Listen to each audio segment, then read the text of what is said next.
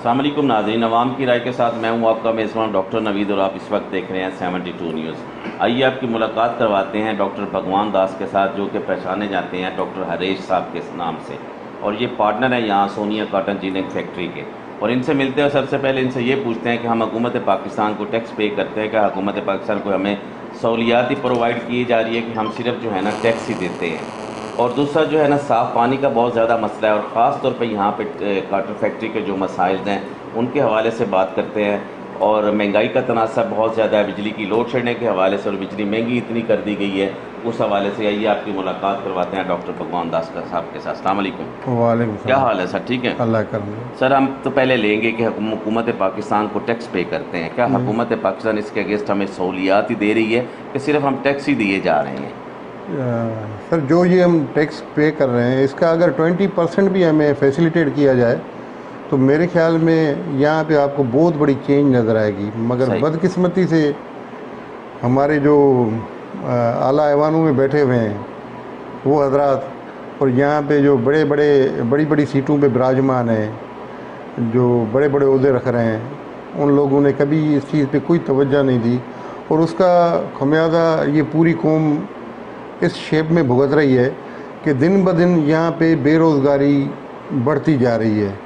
और जो बेरोज़गारी जो होती है या जो अनएम्प्लॉयमेंट है, वो एक ऐसे ख़तरनाक वो अपना सिचुएशन को जन्म देगी जिसमें डकैतियाँ होंगी, लूट मार होगी, लूट खसूट होगी। मगर बड़े मतलब तो डॉक्टर साहब वो हो रही है, मगर उनका वो रेट ऑफ क्राइम जो है वो बढ़ जाएगा। तो मैं तो मतलब ये इन सब हजरात जिनको अल्लाह ताला ने बहुत बड़ी ताकत दी है, जो बड़े बड़े ऐवानों में बैठे हैं और यहाँ पे जो बड़ी बड़े सीटों पे विराजमान हैं, उनको मैं यही रिक्वेस्ट करूँगा कि इन पे तवज्जो दी जाए। जहाँ तक टैक्स का ताल्लुक है, तो कॉटन जिनिंग इंडस्ट्री एक ऐसी सॉलिड टैक्स पेयर इंडस्ट्री है जिसमें FBR को ज़्यादा मशक्क़त नहीं करनी पड़ती है। वो सारे जितने भी हमारी जो ट्रांजैक्शन होती है या हमारा जो प्रोडक्ट सेल होता है, उस पे 1% ऑलमोस्ट कट के 1% वो कटता है। अगर आपकी 1 करोड़ की सेल है तो 1 लाख रुपया आपका कट ही जाता है। मतलब कि वो 17% लगाया गया है इस पे। ये 17-18% जो है वो यान पे और अपना टेक्सटाइल मिल वालों पे, बायर पे लगाया गया है, जिससे उनकी भी वो परचेज़ पावर, जो कुव्वत ख़रीद कम हो गई है, और वो अपना इतना ख़रीद नहीं पा रहे, जो बल्क में जो पहले वो ख़रीदते थे वो ख़रीद नहीं पा रहे। और उनके जो फंड्स हैं, वो जो 17-18% जो गवर्नमेंट कह रही थी कि हमने रिफ़ंड करने हैं, वो भी बड़े मुश्किल से रिफ़ंड हो रहे हैं। जो सुनने में आ रहा है, मुझे तो वो ऐसा कोई एक्सपीरियंस नहीं है, मगर वो सुनने में आ रहा है कि वो बड़ी मुश्किल से जो है ना वो रिफ़ंड होते हैं। दूसरा, यहाँ के जो लोकल लेवल पे अगर हालात देखेंगे तो यहाँ पे पीने का पानी तो दूर की बात है, मगर यहाँ पे ड्रेनेज का कोई सिस्टम ही नहीं है। मार्केट कमेटी, जिसका काम ये होता है कि मार्केट कमेटी हमें फैसिलिटेट करती है वाटर, अपना ड्रेनेज में, ड्रिंकिंग वाटर में, और वो जो EOBI वाले हैं वो में हेल्थ में, ओल्ड एज बेनिफिट, वो हेल्थ में वो और वो लेबर के जो है ना वो बेहतरी में, और जो लेबर हेल्थ वाले हैं वो जो लेबर्स है, जो हमारी लेबर है यहाँ पे जो कमा रही है, उनके लिए डिस्पेंसरियाँ बनाती हैं। मगर बात यही आती है कि कहीं पे कोई काम नहीं हो रहा है, बस एक फॉर्मेलिटीज़ वो पूरी कर लेते हैं और अपने जो है ना उनके बड़े बड़े पेट हैं उनको वो भरने के चक्कर में होते हैं। तो यहाँ आपने देखा सरेआम की टीम ने शाह साहब के साथ जो है ना वाटर मैनेजमेंट बोर्ड, जो को 50 लाख रुपए के 6 महीनों को जो है ना पानी को बेचा जा रहा था चोरी करके, तो आपने वो प्रोग्राम आपकी नज़र में देखा तो गुजरा होगा। लेकिन है कि मसला ये है कि अगर इसी तरह हम लोग करते रहेंगे तो हमारे मुल्क का बनेगा क्या? देखिए, तो पानी तो एक बुनियादी ज़रूरत है। अब यहाँ पे आप मुल्क की जो है वो किसी को कोई फिक्र नहीं है। वो हमने सिर्फ अपनी दौड़ लगाई हुई है कि ज़्यादा अमीर और कब जल्द से जल्द कौन हो रहा है, तो उस दौड़ में मुल्क के लिए तो मेरे ख्याल में कोई 1-2% होंगे, वो भी कॉर्नर ही है। अच्छा, कॉटन की जो है इस पे हुकूमत तवज्जो नहीं दे रही। मोस्टली फैक्ट्रियाँ जो इस दफ़ा सुनी जा रही हैं कि बंद होती जा रही हैं, तो अगर हम कॉटन इंडस्ट्री को प्रमोट नहीं करेंगे तो हमारी माशी हालत तो हमारी पहले भी ख़राब है और ज़्यादा ख़राब हो जाएगी। देखिए ऑलमोस्ट 50% इंडस्ट्री यहाँ पे, मैं अपने एरिया की बात कर रहा हूँ, उसमें श्रिंक हो गई है। अब यहाँ पे जो 32-34 फैक्ट्रियाँ चल रही थी उसमें अभी 16-17 फैक्ट्रियाँ चल रही हैं। उसकी बड़ी वजह ये है कि क्रॉप जो है उसका साइज़ कम हो गया है, क्वालिटी पे कोई तवज्जो नहीं है। हमारे इतने रिसर्च सेंटर है जिस पे गवर्नमेंट लाखों रुपए खर्चा कर रही है, मगर उसका कोई आउटपुट नहीं है, कोई भी नहीं है वहाँ पे। वो बस एक वो अटेंडेंस लगती है उनकी, महीने में वो जब सैलरी लेने आते हैं तो 30 अटेंडेंस लगा के वो अपनी सैलरी ले लेते हैं, अदरवाइज़ कोई इंटरेस्ट नहीं है। आपको एक और भी बात बताऊँ, पाकिस्तान में जो फॉरेन रेमिटेंस जो आते हैं वो 3 शेप्स होते हैं, या तो हमें कर्ज़ों की सूरत में मिलते हैं, या हमें इमदाद की सूरत में मिलते हैं, या हमें काटन की सूरत में मिलते हैं, काटन की एक्सपोर्ट में मिलते हैं, जिसमें रॉ काटन है, वैल्यू एडेड काटन है, गारमेंट्स है, या ग्रे कॉटन है। इनमें हमें जो है ना बल्क में बहुत बड़े पैसे मिलते हैं, जिससे मुल्क की मैशत का पहिया चलता है।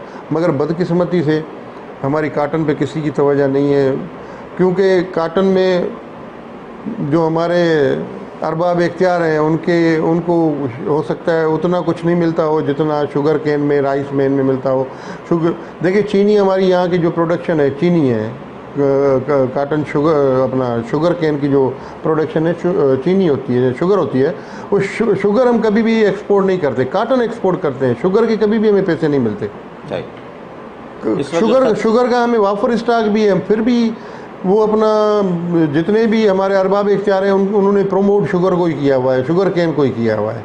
ये एक बहुत बड़ी बदकिस्मती है। काटन जबकि हमारा बैकबोन है, हमारी मैशत में जो रीढ़ की हड्डी भी है, जो लीडिंग कंट्रीब्यूशन है डॉलर्स में, वो काटन का है।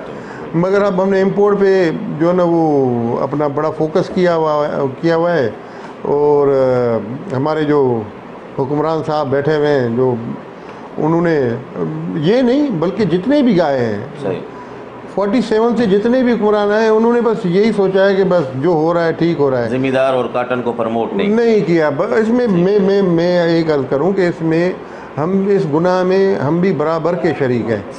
क्योंकि जब हमने 2 पैसे यहाँ से कमाए तो हमने दूसरी फैक्ट्री लगाई, मगर हम रिसर्च पे नहीं गए। वो रिसर्च पे इसलिए नहीं गए कि हमें पता है कि पीछे प्रोडक्शन बढ़ रही है, मगर बदकिस्मती से वो जो एनवायरनमेंट जो था वो भी नहीं रहा। वो उस पे जो अकॉर्डिंग टू वेदर उस पे सीड पे भी काम नहीं हुआ।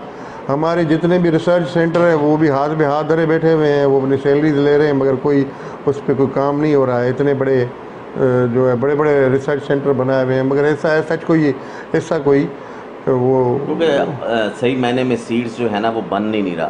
अगर सीड बन जाता तो इसमें क्रॉप की जो फसल है उसमें ज़्यादा जो है ना बेहतरी आती। देखिए सीड जो होते हैं ना, सीड वो हमारे बेसिक होते हैं। जी बेसिक होते हैं। उस सीड पे हमने वर्किंग इस सूरत में करनी है कि अब वेदर चेंज हो गया है, क्लाइमेट चेंज हो गया है। इस क्लाइमेट पे हमें कौन सा सीड होना चाहिए या कौन सी प्रोडक्शन आनी चाहिए, मगर हम वो जो लकीर के फ़कीर बने बैठे हैं कि वो जो पुराने सीड हैं उनको ही हम जो है वो चलाते आ रहे हैं।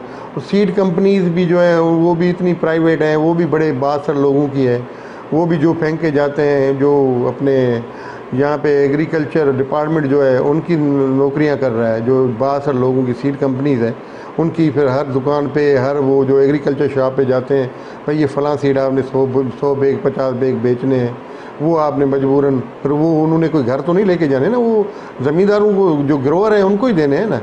तो ये भी बर्बादी में बहुत बड़ा हाथ ये भी है। मतलब कि कुल मिला के पूरी कौम ने कोई कमी नहीं छोड़ी बर्बादी में। डॉक्टर साहब हमारी जो इंडस्ट्री है वो बिजली के सर पे चलती है। बिजली की लोड शेडिंग बहुत ज़्यादा हो गई और बिजली की कीमतों में दिन ब दिन जो है इजाफा होता जा रहा है। देखिए अब जो है आप जो इंडस्ट्री जो बंद हो रही है, जो दिन ब दिन सुकड़ती जा रही है, उसमें बहुत बड़ी वजह यह है कि हमारी अब फिजिबिलिटी बन नहीं पा रही। फिजिबिलिटी 2-3 चीज़ों में बनती है, एक तो लेबर कास्ट पे, बिजली पे, और तीसरा ये कि बैंक मार्कअप पे। 3 चीज़ें होती हैं जिस पे आपकी फिजिबिलिटी बनती है, मगर बदकिस्मती ये तीनों चीज़ों में हम लोग जो है मार खा रहे हैं और दिन ब दिन इंडस्ट्री हमारी सुकड़ रही है।